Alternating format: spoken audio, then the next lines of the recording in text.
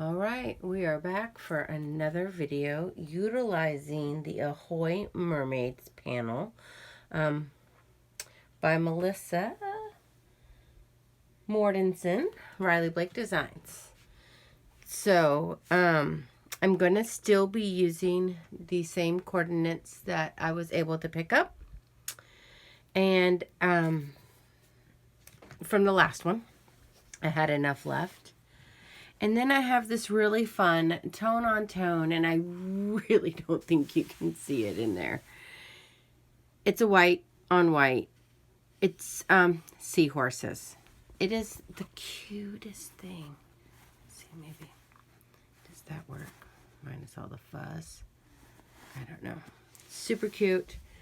They wrapped it on a bolt that wasn't the bolt, so I cannot tell you who it is by. But I ended up buying whatever they had left at that shop. Beyond Fabric, Kingsland, Georgia. If you ever are on I-95 going through the Georgia-Florida line and you are a quilter, I highly, highly recommend Exit 3, Beyond Fabric. So this is that mermaid panel. And don't mind the cut line. I have multiple. I bought them out. So we are going to follow suit like we did with that last one. We're going to go ahead and cut each square of the panel out. And then we are going to use these guys. And I picked up a new Fabric Cafe 3-yard book. Pretty darn quick 3-yard quilts. The Revolutionary Way to Quilt. This one is written by Donna Roberts. Sometimes they're, ooh, couldn't see that. I'm sorry. Sometimes they're written by Fran Morgan. Sometimes they're written by both. This one, though, as soon as I saw it, I knew what I wanted to do with it. So I'm going to do the Heartland. It's going to have those mermaid blocks framed. Now, I'm not using these to frame them. I'm going to wait a little bit, but my thought process is to use these solids, which do go very well with the colors in that panel. I just need to figure out, you know, the count. 1, 2, 3, 4, 5, 6. Perfect. So I need 12 framed panel squares. So each one will get framed twice, right? So I'll just have 2 of each of those solid frames. But that's going to come later. I'm not going to follow the pattern exactly the way it's written because they write it for 3 1-yard cuts. And they write it with a lot of strip piecing, which I absolutely love. But in this case, because I'm using so many different fabrics, I did have to break it down a little differently. So that's going to be my framed panels. These guys are going to turn into those shoe fly blocks. And so here you'll see, again, they're going to have you strip piece, but I couldn't do that. So I have my white squares, which are going to be on those blocks. And then I have my strips from each of my pretty colors. We're going to go this way a little bit. I have my white squares. And then I have I just stack them, I strip them, and I go ahead and cut them. Since I only have 4 of these guys that I'm using for those shoe flies, I ended up with 3 of each, 3 times 4, to make the 12 different blocks. And I have already moved on. So let's see. I started recording a little late. I have my centers pieced on those pinks. That Baptist fan with that super duper cute. Let's see where the camera is. That Baptist fan with that super duper cute heart in it. So sweet. And so I have my centers already started. There should be 3 of each of these if I did my math correctly. And then these are the shells.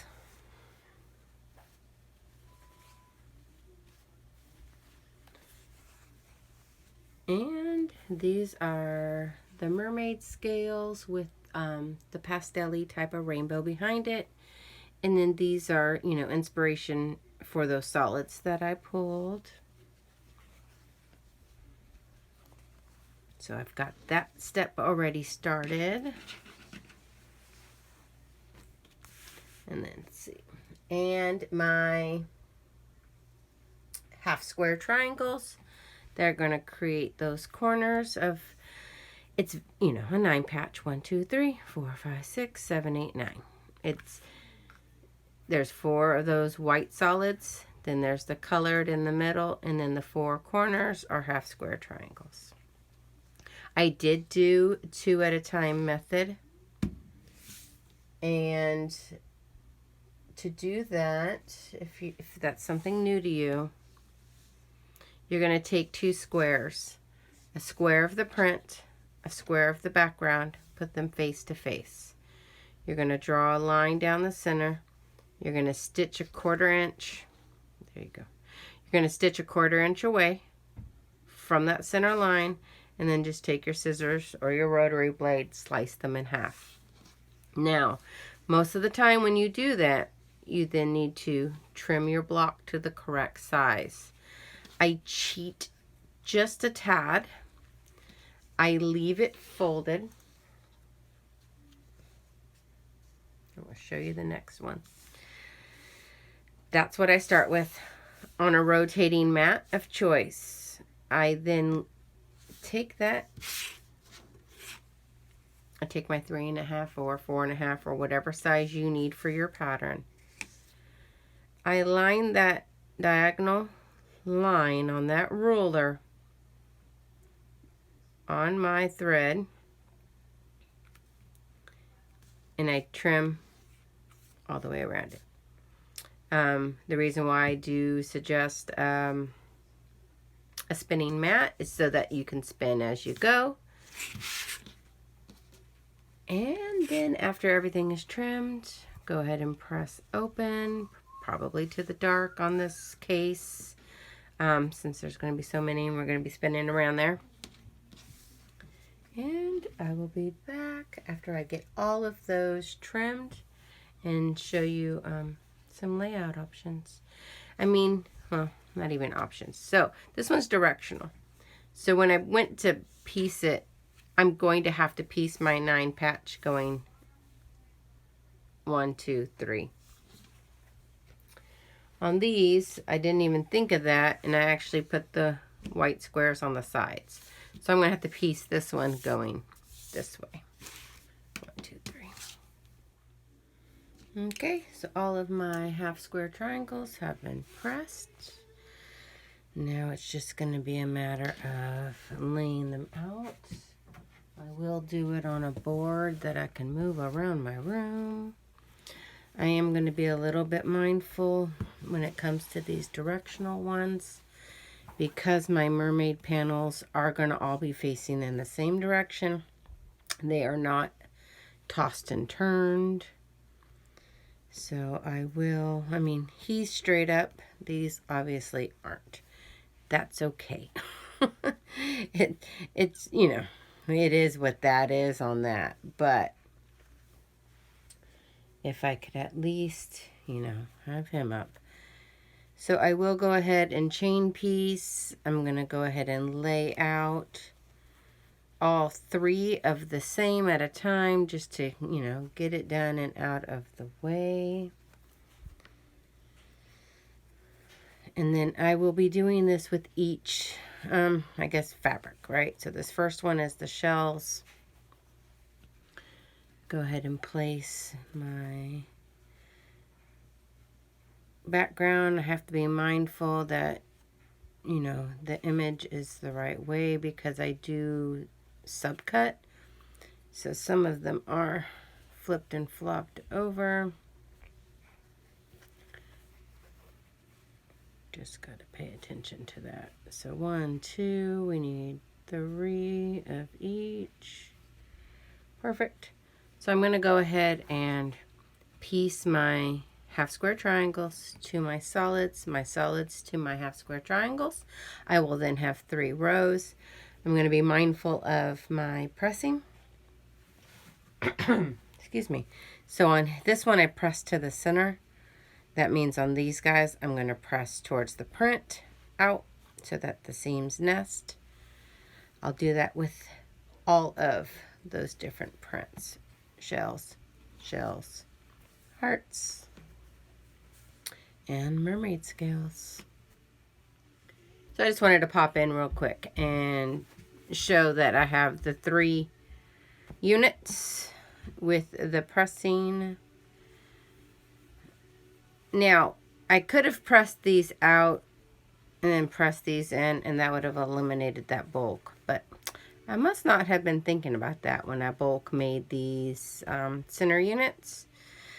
So you'll see just here that they will end up nesting. And now I'm just gonna go ahead and piece and cross my fingers. My blocks are to size.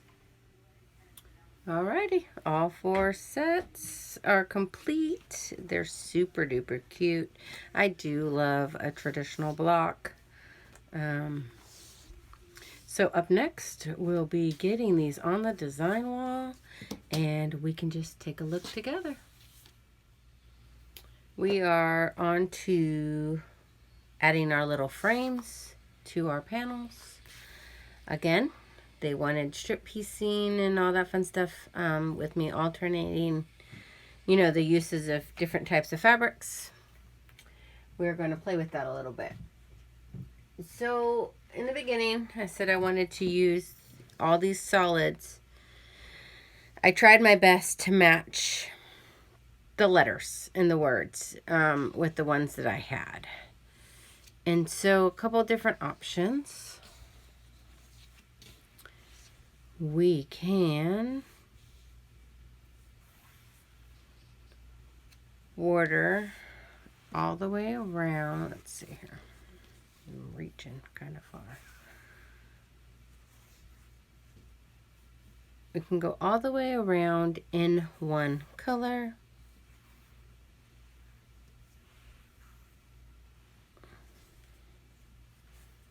Like that, which was my original thought process. Or I asked around for some input, and we could actually use multiple colors to go around the block. I like both. It's 2 completely different looks.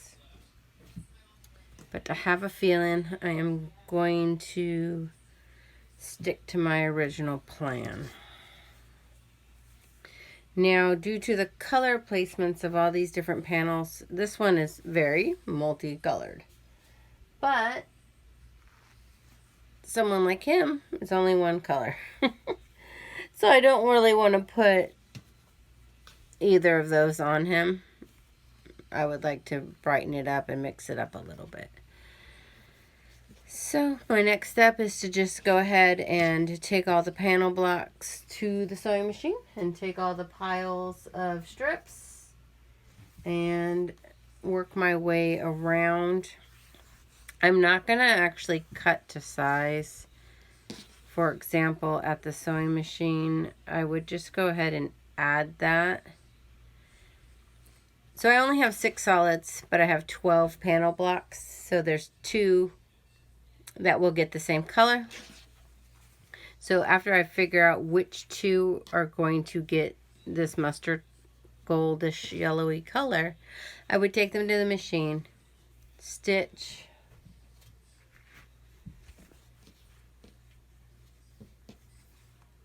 and stitch, remove, slice, and then just keep working my way around the block. Rather than measuring, cutting, measuring. I am all about that chain piecing, I'm telling you. So let me go ahead and I'm going to swing the camera around I do want you to see it currently because I am quite pleased. It just doesn't have all the colors at the moment. So here we are. All the shoe fly blocks are up and all the panel pieces are put where I would like them to be. And then it's just going to be a matter of me taking those solids, figuring out. So if you notice up here in the top right, I got a lot of that aqua color. So I will probably bring the gold as the frame of maybe that mermaid, and then bring maybe that raspberry color as the frame of the whale. I'm going to try to use those solids to bring the colors out and around the quilt. And then like here, you can see that it's heavily pink. So I might go ahead and bring the dark teal, you know, and the light. Just, we'll figure that out. I'll be back with the final layout. Just a sec. So I'm going to pop back on real quick because that was much harder than I thought it was going to be. To figure out how to separate, you know, 2 golds or 2 reds.